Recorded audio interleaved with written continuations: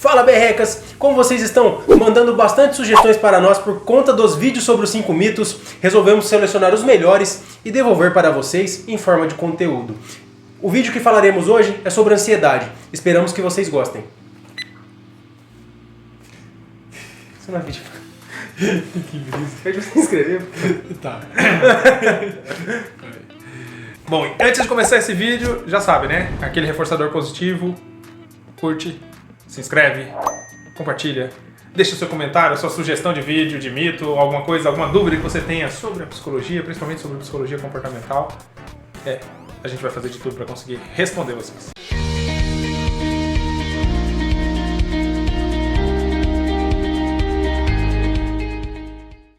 Bom, seguindo aqui nossa sequência de mitos, o primeiro mito é: se a pessoa quiser, ela deixa de ser ansiosa. Ansiedade não está ligado a querer ou não querer, a ansiedade é um sentimento e a gente não controla sentimentos e sensações. Então, sendo um sentimento, uma sensação, não dá para controlá-lo assim tão fácil, de forma tão simples. Existe todo um processo para estabelecer esse controle. Então, isso é uma mentira absurda, isso faz com que descredencie algo que é muito sério. Pessoas que sofrem de ansiedade literalmente sofrem muito mesmo. No nosso segundo mito nós temos: afastar-se daquilo que te causa ansiedade faz com que a ansiedade suma, desapareça. Assim, ó, pode pirim-pim-pim que fala? É. Pessoal, isso é um mito. Por que é um mito?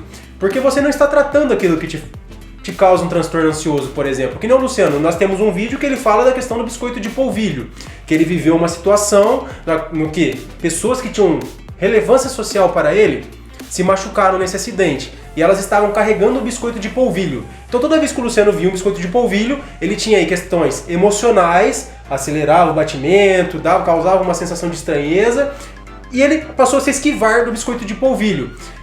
Se o Luciano não tivesse tratado isso numa psicoterapia, até hoje ele não conseguiria chegar perto do biscoito de polvilho. Pode ser que ele vai numa festa de família, por exemplo, e começa a se isolar lá porque tem biscoito de polvilho nessa festa. Ninguém saberia o porquê. Então não necessariamente se afastar daquilo que te causa a ansiedade vai te tornar uma pessoa mais saudável. Então tome muito cuidado e procure ajuda profissional adequada. Algumas coisas não dá pra evitar, como o Lucas falou. Vou na festa, tem biscoito de polvilho. A festa molhou pra mim porque tem biscoito de polvilho. Terceiro mito aqui, a gente vai falar sobre ansiedade é apenas um desequilíbrio químico. Jamais. A ansiedade, ela vai estabelecer um processo químico, sim, né? Então a gente vai ter todo aquele esquema de fuga e esquiva, então onde a gente vai ter uma sensação de risco iminente, vai precisar estabelecer algum tipo de reação, mas esse risco iminente talvez nem exista. Por exemplo, como o Lucas já falou anteriormente, qual mal um biscoito de polvilho vai fazer para mim? Então é um risco que não existe, então eu estou apenas generalizando os estímulos ali e fazendo com que isso venha acontecer. Então a minha ontogênese ali, meu histórico de vida vai me mostrar que isso não faz sentido algum e é aí onde eu vou tratar. Então eu vou fazer uma ressignificação, por assim dizer, vou modificar o meu entendimento ali do meu histórico de vida e perceber que aquilo não existe risco nenhum. É aí que eu começo a estabelecer um processo de mudança na minha questão de ansiedade. Lógico, se você está sofrendo de ansiedade, se você tem uma ansiedade muito intensa, você vai ter um desequilíbrio químico. E aí você vai tomar um ansiolítico para amenizar isso aí, para se tornar menos sensível àquilo que te causa ansiedade. É para isso que o remédio te ajuda. Mas entender e modificar essa reação àquilo que te causa ansiedade é o que faz você aliviar essa ansiedade. No nosso quarto mito nós temos: se meus pais sofreram de transtornos de ansiedade, eu também sofrerei. Pessoal, isso em parte é verdade. Por quê? Porque nossos pais são nossa referência primária de repertórios comportamentais. Eles nos ensinam coisas valiosíssimas sobre regras que se tornam autorregras. Como assim?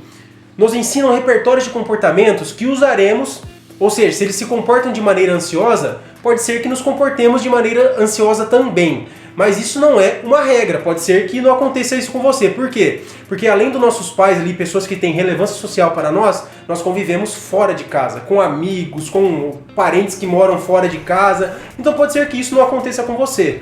Mas se seus pais sofrem de transtornos de ansiedade, recomende que eles busquem ajuda profissional, porque é uma vida bem difícil. A gente convive com pessoas que têm e sabemos das dificuldades. Nosso quinto e último mito é: sou uma pessoa ansiosa, ansiedade faz parte de mim e eu não posso mudar isso.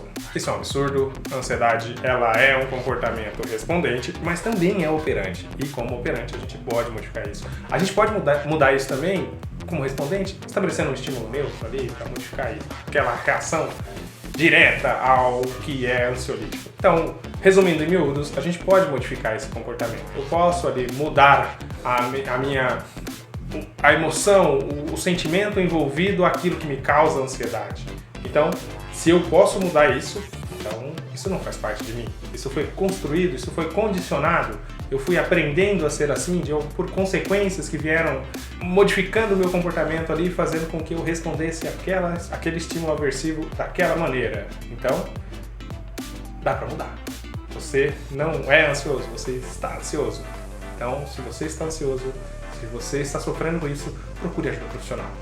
Então vocês escutaram sobre os mitos, assistiram até aqui, por isso deixaremos uma dica bônus para vocês. Eu no meu Instagram fiz um post falando sobre a respiração diafragmática, o Luciano fez um vídeo muito legal ensinando como é que se faz essa respiração diafragmática. Então se você está vivendo um momento de crise, ansioso, é muito útil. Bom, então como o Lucas falou, a gente vai deixar uma diquinha aqui pra você e eu vou ensinar você a fazer uma respiração diafragmática agora, tá? 2 dedos pra cima do seu umbigo, você tem o seu diafragma. Se você colocar a sua mão aqui, corrigir sua postura, deixar sua mão aqui, se você puxar o ar pelo nariz de forma profunda. O importante nessa técnica, a mão aqui, ela vai fazer uma função de te auxiliar a perceber se de fato o diafragma está sendo trabalhado. Como que eu sei se o diafragma está sendo trabalhado? A minha mão vai estufar, minha barriga vai estufar, porque o meu diafragma vai empurrar meus órgãos e aí ela expande. Então meu pulmão expande, enche de oxigênio e aí ele volta.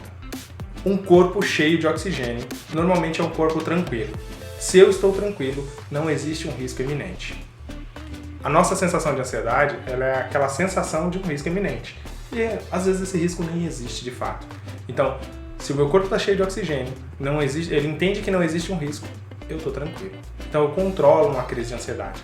Isso não vai curar a sua ansiedade, isso vai apenas te ajudar a lidar com o contexto da sua crise de ansiedade, ok? Se quiser entender um pouco melhor, corre lá nos nossos Instagrams, dá uma olhadinha no post do Lucas que está bem explicadinho, corre lá no meu vídeo, assiste que eu explico de uma forma mais detalhada, faço um resumão aí do que é mesmo realmente, de como funciona, o que ela faz e beleza. E já vou pedir para você que assistiu até aqui, dá esse reforçador positivo, deixa o seu like, compartilha com seus amigos, aquele amigo que você sabe que sofre de ansiedade, para ele dar uma olhada, para ele assistir essa dica, para entender como é que funciona esse processo de ansiedade na vida dele. E se você sofre de ansiedade também, ou sabe de alguém que sofra, procure um profissional, procure ajuda, tá? Não sofra com isso. Você pode mudar essa situação. Muito obrigado e até o próximo vídeo.